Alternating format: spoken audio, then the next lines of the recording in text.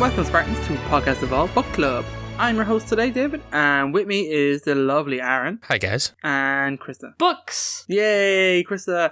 So, this time we are talking about a Tales from Slipspace story. This story is On the Brink. It's a pretty short one, but I like it. It's pretty swift. I don't know, it feels like a little mission, like a little kind of side mission that you would do in a game. It's pretty kind of cool. Pretty action-packed. It's a little bit tense there. It's also very unique in that it is told from Kelly's perspective. She's narrating the story, which is really weird because you don't get a lot of Kelly dialogue. You don't get a lot of Kelly or Linda. It's mostly Fred and Chief. Yeah, but we got some Linda stuff coming on the way, which is exciting. And so we got some Kellys. So it's interesting just to have a little bit of a nugget of Kelly's insight into what's happening. Some of the details. This story is called On the Brink. Is written by Duffy Boudreau and is illustrated by Jonathan Wayshak. And you should know Jonathan Wayshak. He's done a bunch of stuff before, so his work is all over the Dark Horse comics. The illustrator is also Jonathan Wayshak, and the publisher is Dark Horse Comics, if you didn't know that already. Formats are hardcover and digital. It had two release dates. It had a digital release date on the 25th of October 2016 and a print version on the 29th of November 2016. So there was about a month in between them, between digital and print. How did you guys pick this up? I don't know. We haven't done... Is this our first book club on this book? No, surely not. No, I think we've done a couple of the comics of Tales from Slipspace. That tells you where my brain is at. I don't think we have. No, this is our first one. Did we not? Because there's one about kind of the prequel to Halo Wars 2 that I really liked. It kind of ties in Halo Wars 1 and 2 together. We did cover that in, but it's buried in the middle of an episode. It's not on its own. Is it not? It might be someday. No one wanted to cover Fireteam. No, we did not want to cover the Poker Night Fireteam Majestic. It's not a very entertaining comic. But we're here to talk about On the Brink, which is a very entertaining comic. So the synopsis is pretty much, it's set in the time period in 2558, before Halo 5. It's the depressed time. Yeah, it's the depressed time. So essentially, there's been a few comics and short stories out about this period of time of where Blue Team just go kind of crazy, kind of following John. He's just throwing himself at missions, like almost suicidally. So, just burying himself in his work as he's pretty much suffering really kind of like, I'd say, yeah, pretty much depression and grief for Cortana. He's breaking orders, if I remember correctly, because Lord Hood told him to take a break, and he reassigned himself. Yeah. He was ordered to stop, to go have some fun, and he's like, no. Nope. No R&R for me. He just goes and Blue Team follows. I think the one fun thing I like about that is in one of the other comics, there's like a little chat between two Oni people that you don't know who they are. And there's just a line of dialogue. It's like, yeah, 117 reassigned himself and Hood's having a breakdown here. Yeah. It's pretty cool. And then obviously Hood is covering for him. And pretty much, I would imagine, pretending like he's totally issuing these orders. But Chief is just taking these missions and going. I like seeing Blue Team Kelly. You see their cracks. I mean, their faith in John seems to be kind of unshakable. And it's cool to see that. Especially cool to see Blue Team from someone else's perspective, especially in this very stressful period of the time of like just taking on these crazy missions one after the other, no rest, constantly moving. And it seems like it's also a very interesting period of time in terms of humanity and Covenant. The Covenant's been dissolved. It's broken up into many factions, and that's just causing small wars all over the galaxy. This is kind of obviously humanity are spread pretty thin, so they're easy prey at the end of kind of Halo 3/Halo 4. So it's pretty damn cool just to see this kind of segment. So we'll kind of talk through it. There's some pretty cool panels. The art is really nice. It is one of the easier Dark Horse comics to kind of look at. Sometimes their style can be a little bit rough, but I really like the panels. They're really nice. It's all action packed. So it's just Blue Team on a unknown planet, and Covenant forces have taken over a mammoth and taking the brakes off, and they're pretty much just like what the word I'm looking for, just like they're trying to smash it into a base under construction, isn't it? Yeah. One of the interesting things, it mentions that they disabled the governor. So the only governor we kind of know is the one from Halo 5, which was an AI governor. Sloan, yes. And I'm blanking on the planet, but the one with glass. Meridian, there we go. I'm on it today. Nice one, Krysta. So this planet is clearly not Meridian, and it's like an unknown only facility. But it obviously had a governor, which makes you think that it is a colonized planet. And if saying the governor is disabled, I imagine it's an AI. So maybe governors are AIs that deal with like planetary logistics and stuff like that. So I don't know. We haven't seen too many of them. I've also just noticed that the reactor that they're trying to smash it's very similar to the reactors from the first Halo Wars. I didn't cop that. It's a rectangular platform with one round reactor on it. And you know, when you'd upgrade them, you get 2 round reactors. Oh, yeah. Oh, it would make sense for them to use that as a reference. Yeah, that does make really sense, because you imagine that's how they build bases, like in these little small compartments. Kind of standard templates for colonization. That's pretty cool. I like that.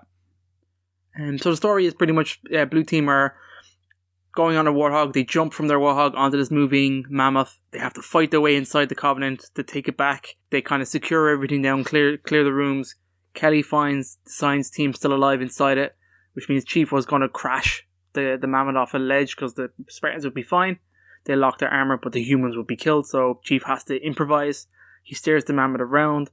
A jackal sneaks up on him and grabs him, and there's a little bit of a toing and froing before Chief narrowly misses the plasma reactor and kind of crashes and totally destroys, runs amok through this airfield, but essentially saves everybody, saves the day. And then you get kind of the aftermath of obviously this, let's say the head of this facility, I'm only saying he's someone higher up, comes along, very unappreciative, really angry, all up in John's face about trashing the place and all this kind of stuff. And then you see like a very animated Fred. I love Angry Fred. Angry Fred, 10 out of 10. Yeah, he's fucking taking this guy to task of like his attitude, and like your man doesn't care at all. And he's just screaming at Fred. It's kind of cool. John steps in, really kind of cool, just with this man is having a difficult moment, which I thought was hilarious. Doesn't faze John. And then it's pretty much John just keeps the guys cool. And then you have Kelly kind of commenting, everybody's kind of had it, we're grinding out here on the fringes, everything's chaotic and unforgiving, everyone looking out for number one except Chief. Chief holds the same soldier, he's still the same man with the same values. I like this. But with all the hostility and the pressure of the new world, it's just a matter of time before he cracks too, ? Pretty much doubting, and you see some of these kind of ideas around the time that this was released. We were getting things like this in the Loot Crate as well, on the kind of investigations into John, his mental state, that the UNSC and ONI in particular was very worried, because obviously they don't want rogue agents, and John is, you'd imagine, emotionally compromised with the loss of Cortana and just throwing himself into his work. So it does have some people worried. And you also get pretty much the same kind of spiel with the big intro to Halo 5. Do you guys remember? Or was it Halo 4? What was the intro? That was about Chief and Spartans and about them being emotionally... It was like that's Halo 4. That was Halo 4, okay. The start of Halo 5 is basically more of this where... Well, the start of when you see Blue Team in Halo 5 is when like Fred steps in to stop Chief going to the back of the Pelican. He's like, are you okay?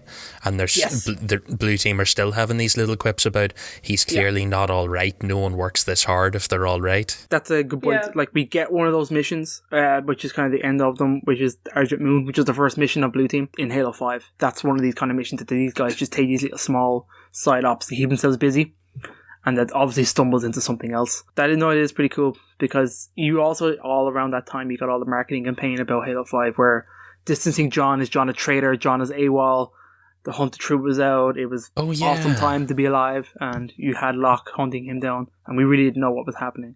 So this comic kind of feeds into that nature of like, did Chief break? Did he go AWOL?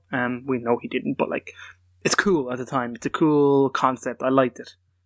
What did you guys think overall? I really like that it's set from Kelly's perspective, just because you get kind of an idea of how much the other teammates adore John and, trust him so deeply.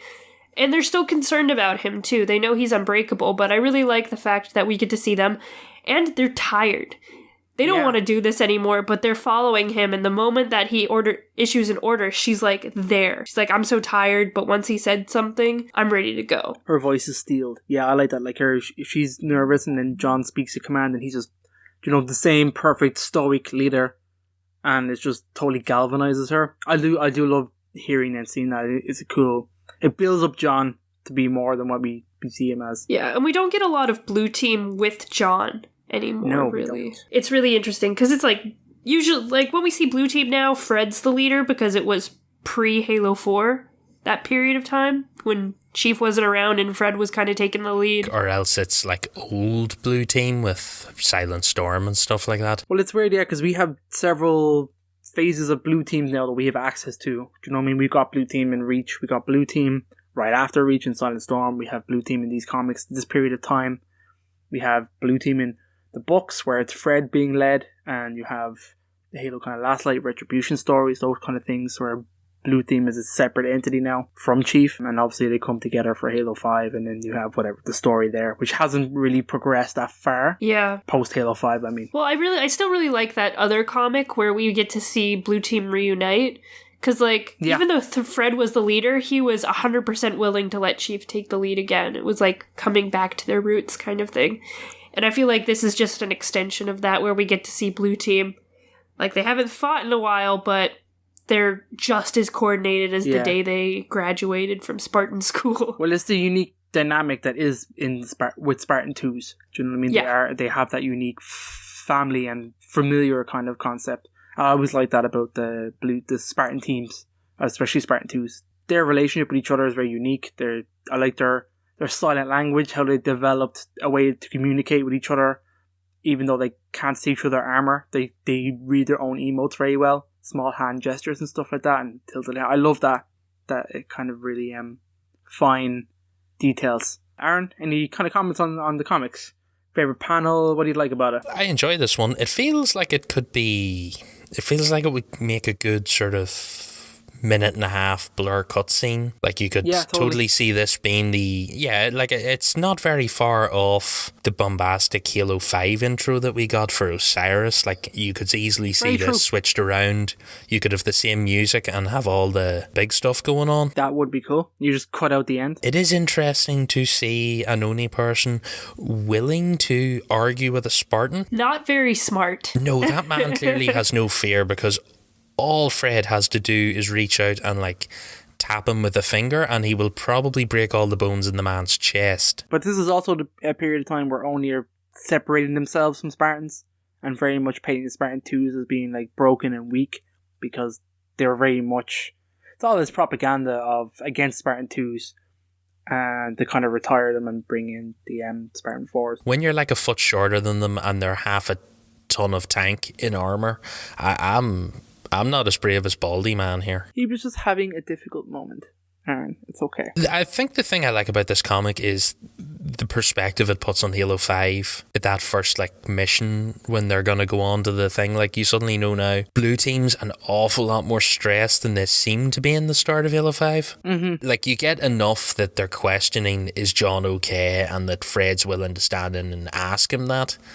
But like when you see this and you get it from their perspective from inside their head, like you see that they're really like worn out. And like for a Spartan-II to admit to themselves that they're worn out is something you don't get very often. Yeah, and you have to think, what does it take for a Spartan-II to get worn out? Like they must be run ragged. Yeah, like we've had little hints at it in, like they've gone off on missions. I think we had one mission mentioned in Hunt the Truth.